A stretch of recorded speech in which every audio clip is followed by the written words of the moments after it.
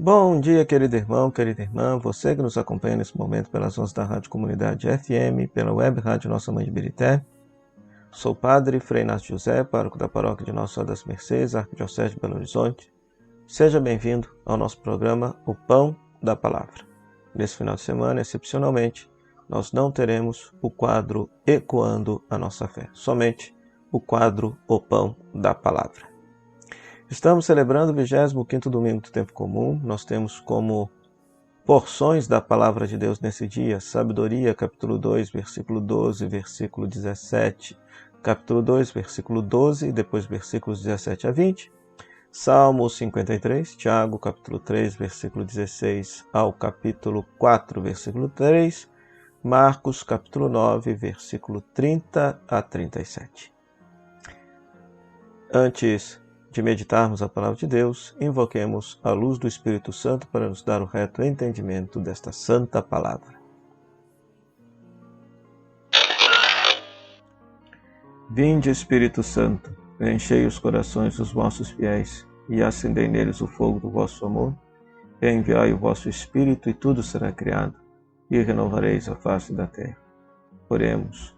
Ó Deus, que instruístes os corações dos vossos fiéis com a luz do Espírito Santo, fazei que apreciemos retamente todas as coisas, segundo o mesmo Espírito, e gozemos sempre da sua divina consolação. Por Cristo nosso Senhor. Amém. Divino Espírito Santo, descei sobre nós. Querido irmão, querida irmã, na primeira leitura temos Sabedoria, capítulo 2, versículo 12, e depois versículo 17 a 20.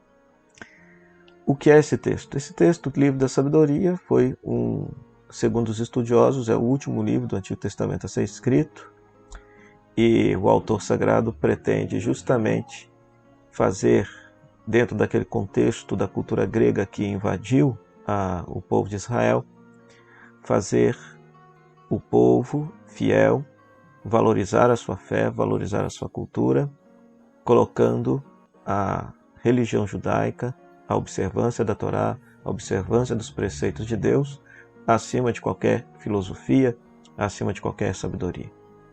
E nesse texto, no capítulo 2, nós temos justamente os ímpios maquinando uma situação de perseguição e de morte para com o justo. Então vão armar ciladas para ele e vão inclusive condená-lo à morte vergonhosa. É interessante que o texto diz que a própria conduta do justo faz com que os ímpios, os maldosos, sintam-se incomodados. O que esse texto nos diz?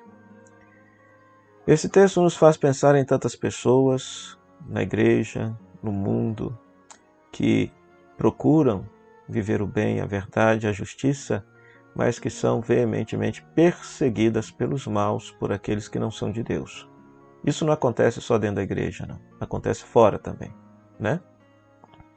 Então essa palavra nos convida a rezar por todos aqueles que são perseguidos pelos malvados, pelos injustos, para que eles possam perseverar no bem, na verdade e na justiça. Porque a grande tentação da parte daquele que procura ser uma boa pessoa é desistir de ser uma boa pessoa, de ser uma pessoa honesta, justa, coerente, temente a Deus, diante das perseguições que porventura venha a sofrer. Então que a gente possa rezar para que todos os justos presentes no mundo de hoje perseverem diante da perseguição dos malvados. Depois, o Salmo 53 quer expressar justamente esta oração do justo perseguido. É o Senhor quem sustenta a minha vida. Salvai-me, Senhor, e dai-me a vossa justiça. Orgulhosos se insurgem e violentos perseguem minha vida. Né? Então, o Salmo dá voz a este justo que tantas vezes é perseguido, caluniado, maltratado, espezinhado. Depois, na segunda leitura, nós temos Tiago, capítulo 3, versículo 16 ao capítulo 4, versículo 3. E sempre na segunda leitura se propõe uma atitude concreta para que a comunidade possa viver e praticar viver a sua fidelidade a Jesus. E nesta carta, neste trecho, nós temos basicamente duas ideias. A primeira ideia é quando o autor fala que o fruto da justiça é semeado na paz para aqueles que promovem a paz. Isso por quê? Porque ele está tentando consertar aquela situação de inveja, rivalidade, desordens e obras más que estão presentes naquela comunidade. Depois, a segunda ideia é quando, do capítulo 4 em diante, ele vai dizer que as brigas, guerras e contendas vêm justamente das paixões que estão em conflito dentro de nós. E por isso, se rezamos e não recebemos, porque estamos pedindo mal. Então é interessante esta ideia, né? É interessante essa ideia. Deus muitas vezes não atende a nossa oração, por quê? Porque se trata de uma oração egoísta, influenciada pelas nossas paixões desordenadas. O que esse texto nos diz? Esse texto, portanto, nos ensina que devemos superar na comunidade cristã toda inveja, toda rivalidade, todas as obras más. Devemos promover a paz. Devemos, na comunidade cristã, cada fiel deve procurar diante de Deus controlar, domesticar as suas paixões que estão desordenadas, a fim de que a comunidade possa viver em harmonia e, vivendo em harmonia, que Deus possa atender inclusive a nossa prece, a nossa oração. Depois, o Evangelho, Marcos capítulo 9, versículo 30 a 37, nós temos Jesus anunciando mais uma vez que ele haverá de morrer em Jerusalém e ressuscitar. E depois, Jesus dá um exemplo, um ensinamento para os discípulos, pois os discípulos discutiam quem era o maior, quem era o mais importante na comunidade. E Jesus diz que se alguém quer ser o primeiro, que seja o último de todos e aquele que serve a todos. Ou seja, o maior na comunidade cristã é aquele que coloca a vida a serviço. E depois colocou uma criança e abraçando-a diz que quem acolher em meu nome uma dessas crianças é a mim que está acolhendo. E aqui é interessante conhecer a cultura da época para entender a força desse gesto de Jesus. Por quê? Hoje, na nossa cultura, nós temos todo o cuidado, todo o zelo, toda a proteção para com a criança. A criança é vista com dignidade, temos leis protetivas para com as crianças, mas na antiguidade não era assim.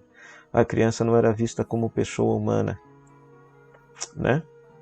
Então, quando Jesus acolhe a criança, no fundo, ele está acolhendo alguém que naquela época, que naquela cultura era descartado, era marginalizado, era excluído. Então, a criança aqui é símbolo de todos aqueles que não são acolhidos pela comunidade ou pela sociedade enquanto tal.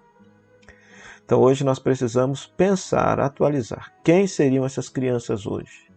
Quem são aqueles que no mundo de hoje são excluídos, marginalizados, que ninguém deseja amar e acolher? Pois a estes Jesus hoje acolheria, pois a estes nós, enquanto comunidade cristã, devemos, se de fato somos discípulos e discípulas de Jesus, estar perto, próximo, manifestando o amor e a acolhida para com todos eles. E na primeira parte do Evangelho, então, entender que para a igreja, para a comunidade cristã, Jesus é, portanto, esse servo do livro da sabedoria, esse justo do servo da sabedoria, que é perseguido, injustiçado, maltratado, martirizado, mas que permanece fiel à vontade de Deus, à vontade do Pai, de estabelecer entre nós o seu reinado definitivo. E que nós, enquanto discípulos e discípulas de Jesus, possamos de fato entrar nesse caminho de serviço. Ou seja, o discípulo e discípula de Jesus é aquele que serve ao próximo gratuitamente, sem esperar absolutamente nada em troca. A finalidade da nossa vida é ser uma vida colocada a serviço dos irmãos, sobretudo daqueles que mais precisarem, daqueles que mais necessitarem. Para isso, elevemos a Deus a nossa oração. Oremos. Ó Pai, que resumistes toda a lei no amor a Deus e ao próximo, fazei que, observando o vosso mandamento, consigamos chegar um dia à vida eterna. Por Cristo nosso Senhor. Amém. O Senhor esteja convosco, Ele está no meio de nós. Que a bênção de Deus Todo-Poderoso, Pai, Filho e Espírito Santo, desça sobre vós e permaneça para sempre. Amém. Meu muito obrigado à Rádio Comunidade FM, que nos cede esse espaço para evangelizar. A Web Rádio Nossa Mãe de Birité, que também nos cede esse espaço para pregar a palavra de Deus. E a você, querido rádio ouvinte internauta, pela sua audiência. Até o próximo final de semana, se Deus quiser. Tchau, tchau.